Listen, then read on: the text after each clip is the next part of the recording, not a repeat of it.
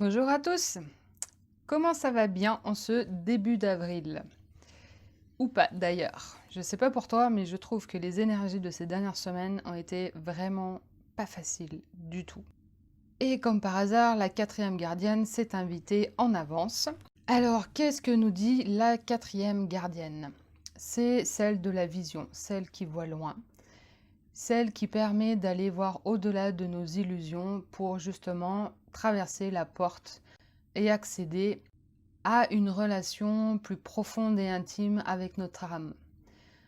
Ainsi, on pourra avoir accès à la voix de notre âme et de pouvoir l'écouter. Commençons par la lecture du conte de ce premier jour du mois lunaire avec la quatrième gardienne, afin de voir comment il nous inspire, et puis je passerai par la suite au tirage de cartes. Conte de la quatrième gardienne, celle de la vision. Les visions, les sentiments et les pensées sont vivants. Les Indiens d'Amérique savent que toute chose dans la vie a un esprit. Tout ce que nous voyons dans le monde tangible est vivant. Et les choses que nous ne pouvons pas voir comme ayant une forme sont tout aussi vivantes que les formes solides du monde de la nature. Chaque pensée possède sa force de vie, qui dépend de la force du sentiment émanant du cœur de la personne qui l'émet. Si la personne visualise sa pensée, l'œil de l'esprit ajoute aussi de la force vitale à l'idée, en créant une image ou une vision. Si la pensée est porteuse d'une profonde émotion, et si elle est reliée à une grande force d'imagination, il y a toutes les chances pour que la rêveuse ou la visionnaire soit capable de faire que cette pensée soit fructueuse. Le secret est de se servir de la force vitale pour donner de la vie physique au rêve ou à la visualisation du résultat. Jadis, notre peuple avait des rêveurs, qui étaient des membres très honorés de la tribu à cause de leur faculté de voir. Les rêveurs pouvaient avoir accès aux besoins de leur tribu et visualiser l'issue heureuse et fructueuse des chasses, moissons ou voyages. La femme qui voit loin est la mère de clan protectrice des rêveurs, voyants et oracles.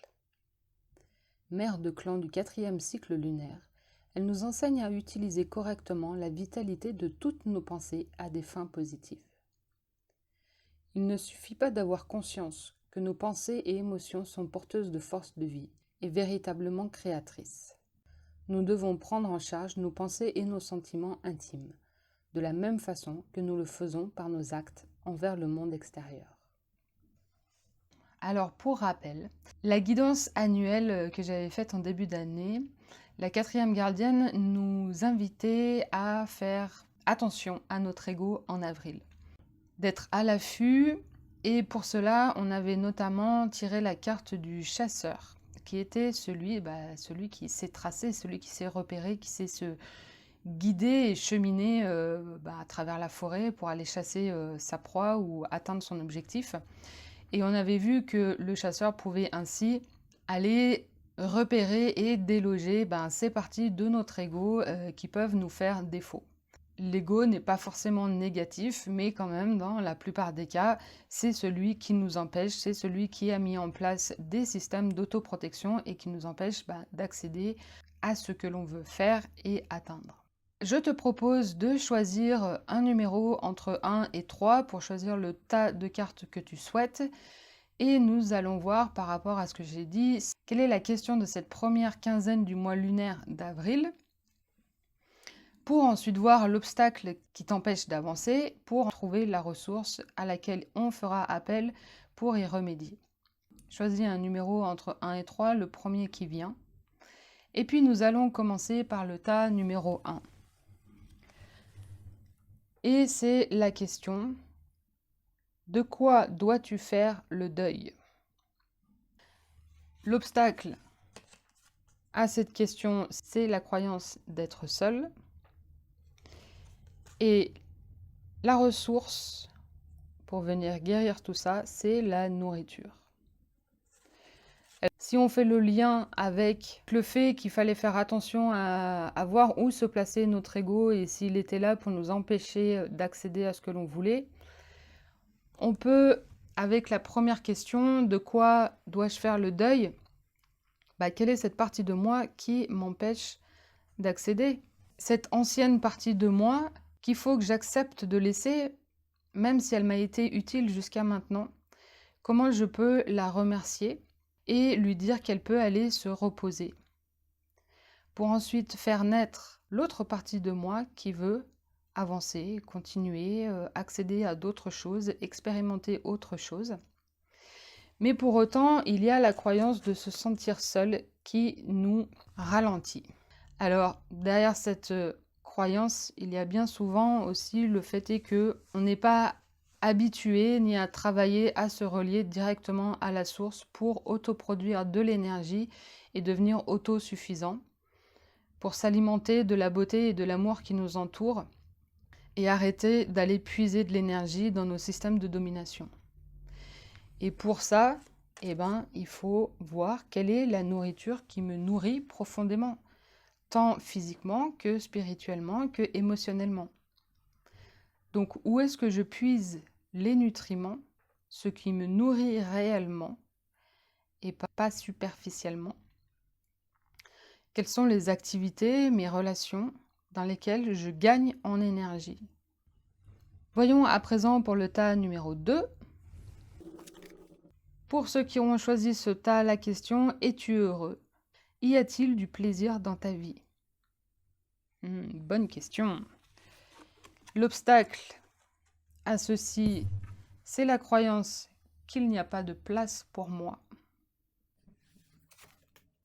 Et la ressource, c'est développer le libre arbitre. Donc la première question, es-tu heureux et y a-t-il du plaisir dans ta vie, n'est pas une question anodine. Et ce jeu nous invite vraiment à se poser quelques minutes avec ces questions pour aller creuser un peu plus profondément au-delà du oui ou non. Est-ce que tu peux me citer 1 ou 2 domaines là où tu as réellement du plaisir dans ce que tu fais, dans ce que tu es? Et si ça n'est pas le cas, c'est qu'elle vient soulever la croyance qu'il n'y a pas de place pour moi. Et pour déloger cette croyance, on va revenir au libre arbitre.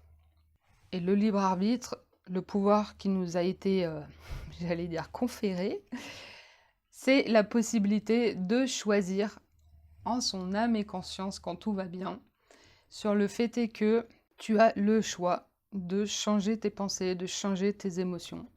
Je sais que ça pique chaque fois que l'on entend ça, que ça peut même énerver. Parce que quand on est dans la situation, c'est jamais évident de se dire que tu peux changer tes pensées et tes émotions. Mais une fois qu'on est sorti du gouffre, on s'aperçoit que si. Alors que décides-tu réellement? Quelle est la première action que tu vas mettre en place pour changer tes idées ou tes émotions, pour enclencher une action derrière? Voyons à présent la question pour le tas numéro 3 qui est « De quoi as-tu peur ?» L'obstacle et la croyance « je suis nul » et la ressource à laquelle faire appel, c'est la foi. De quoi as-tu réellement peur? Que penses-tu qu'il peut vraiment se passer? Quelles pourraient être les conséquences si tu décidais réellement d'être toi, si tu décidais vraiment de passer à l'action, en ne pensant pas et en ne croyant pas, ni en ne projetant sur l'extérieur tes propres croyances, en faisant fi du jugement des autres. Et pourquoi penses-tu que tu es nul? Ça, c'est une question, lorsque l'on a bien été intégré dans la matrice, suite à notre éducation et dans toute notre organisation sociale, c'est une croyance de croire que l'on n'est jamais assez suffisant. Or, je pense que aujourd'hui, on est arrivé à un tournant où une nouvelle croyance est à enraciner en chacun de nous, c'est que nous sommes suffisants. Chacun a eu son parcours, chacun a eu son expérience et en a tiré sa sagesse personnelle. Donc on n'est pas nul. On ne peut pas être nul lorsque l'on a tiré la sagesse de nos expériences. On ne fait que raconter notre vérité personnelle, la partager, parce que peut-être ça peut inspirer d'autres personnes et que ça peut aider d'autres personnes. Et continuer à avoir la foi. La foi que la vie n'est pas contre nous, le monde, l'univers n'est pas contre nous, mais qu'on est bien là pour réaliser et expérimenter ce que la vie veut expérimenter à travers les spécificités de chaque personne. Alors que décides-tu de mettre en place dans cette première quinzaine pour enclencher le chemin vers lequel tu veux aller? N'hésite pas à liker cette vidéo si ça t'a inspiré, si ces cartes t'ont parlé. N'hésite pas non plus à me faire un commentaire, j'aimerais bien avoir votre retour. Et puis, je vous dis à très bientôt. Que les gardiennes soient avec vous.